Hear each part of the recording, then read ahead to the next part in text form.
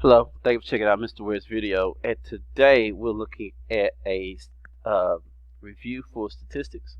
So let's begin. Alright, so I'm going to go through a few different questions that's dealing with statistics, making a box plot, a histogram, dot plots, central spread. So we're going to take a look at all of that in this one video. Okay, so on this first question it says fill in the value below and use them to create a box plot with the box and whisker plot for the following set of data. So when you're doing this, you want to find the median, and anytime you find the median, you want to have the numbers in order. So they're already in order, okay? So what I want to do is find the number in the middle. But first I'm going to find the minimum, which is the smallest. So 3 is the minimum.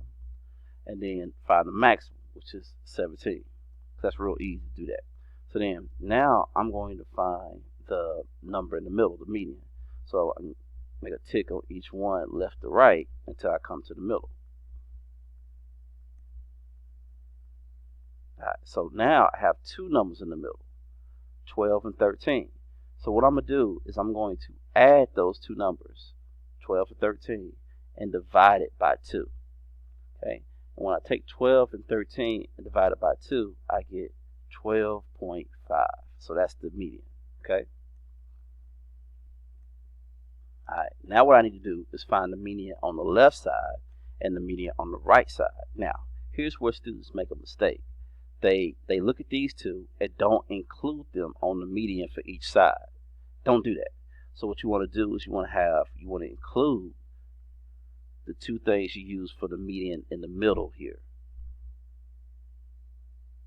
Okay, so you want to include those in trying to find the median over here. So now we're going to do that. We're going to look here. Change it back to black.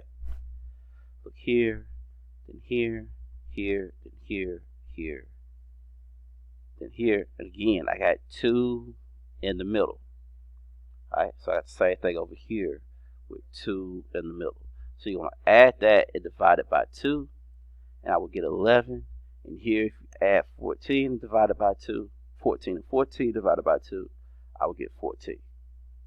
Okay, so now what I want to do is you're going to click and drag on Delta Math, but I'm going to put a line on every spot in order here. 3, 11, 12 and a half, 14, and 17. Okay, I'm going to draw a line from the two lines on the outside and make a box for the ones in the middle there. And that's a box of whisker.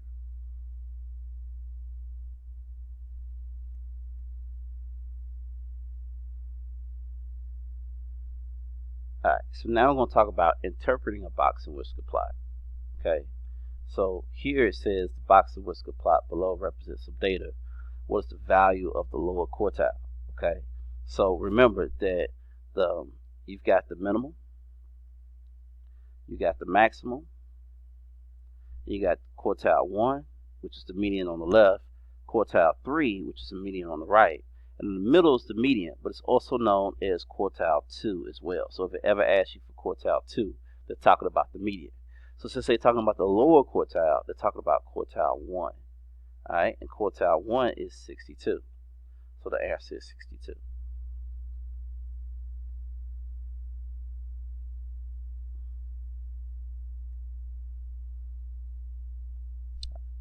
Here's another interpret the box plot question. The box and whisker plot below represents some data. What percentage of the data values are between 50 and 75? So you can find 50 and 75 here on the number line. And this could be tricky. You got to figure out what they're breaking these off into. Since we got 1, 2, 3, 4 dots, this is broken off into 5. So this is 5, 10, 15, and then 20, right? So each tick is 5. So this is 20, 25, 30, 35, 40, 45, 50. So here's 50 right here, right? And then 75 is going to be right here. Okay, so now we're talking about the percentage of the data. So each section here is 25%. So each yellow or green here is 25%. So it's broken off into quarters. So since we're talking about from this black line to the other black line, you got 2 quarters. 2 quarters is going to be 50%. So it's 50%.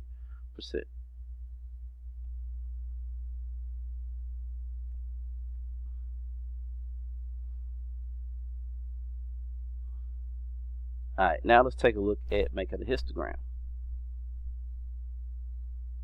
Alright, so the survey was given to 87 students at a local high school asking how many minutes it takes them to commute to school. The results are summarized in the table below. Construct and label a frequency histogram of the data with the appropriate scale.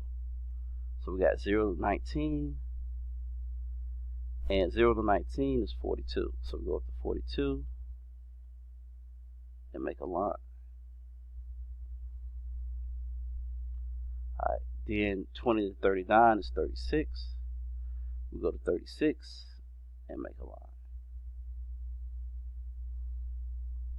Alright, 40 to 59 is 6. We go to 6 and make a line or a bar. And make sure it's the same amount of blocks each time, either 2, 3, or 4. Make sure it's the same. And make sure that your lines are touching each other. And then 60 to 79 is 3. So we go here. Okay, and then I labeled here at the bottom each thing: 0 to 19, 20 to 39, 40 to 59, 60 to 69 there. And that's how you make a histogram. Alright, now I'm going to show a little something else, because sometimes using a laptop is hard to make the bar graphs on Delta Math. So I'm going to show you real quick where you want to place your fingers. You want to move it to the spot you want to click and drag, and you're going to place one finger here and hold it, and then you're going to take the other finger and click, drag over to the right, and then pull it down. When you drag to the right, you may not see anything, but once you start to pull down, you'll see the bar graph start to show. And that's how you make the bar graph on Delta Math.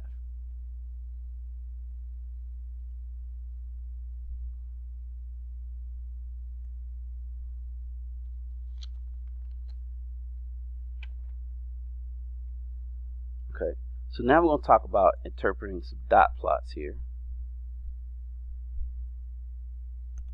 Alright, so here it says the graph below represents the results of a survey in which the number of students reported how many letters was in their last name. So one student had 3 letters, another student had 4, another student had 2, another student had, or 2 students had 5, 3 students had 6, 1 student had 7, none had 8, 2 had 9, 2 had 10. So the question is, and it's different type of questions you get. How many students have a name longer than 6? Well, these 3 students had a name that is 6. You want to find everybody that's longer. So that's 1, 2, 3, 4, 5. 5 students had a name longer than 6, so it's going to be 5.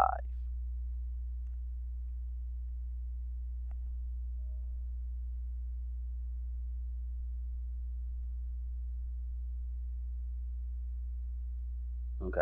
Alright, next is center and spread. And this might be the easiest questions on this test here. Based on the 2 data sets represented below, complete the following sentences. So you see how you got data set B, and the center is about right in here, and the center on data set C is about right here. Since this is less than this one, then you would say that the center in data set B is less than the center in data set C.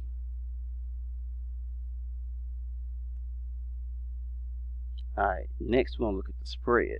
So you see how this goes from here to here? That's shorter than the distance from here all the way to here. So again, you would say the spread in data set B, which is the first one, is less than the spread in data set C.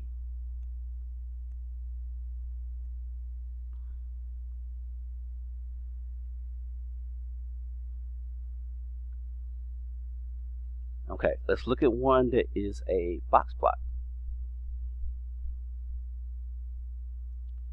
Alright, so here's a box plot, and it's the same thing. The center or the median here is 11. That's going to be less than the median, which is 14. So the first one is going to be less. Come on, S. Less than the second one.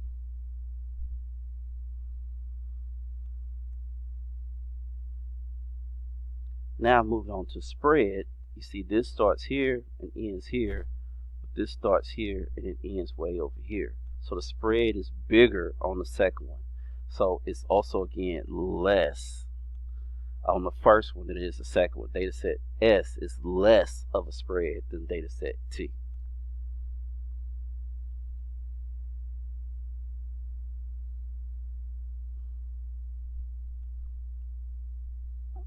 Alright. Now the graph below represents the number of goals scored by a boys soccer team in a given game so far this season. And this says how many teams scored more than 2 goals. This is similar to the dot plot question, but keep in mind you can get these questions, these type of questions, in a lot of different ways. So I recommend looking at all the problems on Delta Math. Hopefully you did before the test, so you can get a sense of what type of questions they are. How many times did the team score more than 2 goals? Well, here's 2 goals, and that's 1 person, 2 person, 3 people. So 3 people scored 2 goals. Oh, hold up. Scratch that. Let me say that better. That's not necessarily right. Like I said, this is just like the dot plot one. So here are 1, 2, 3, 4 times the team scored more than 2 goals.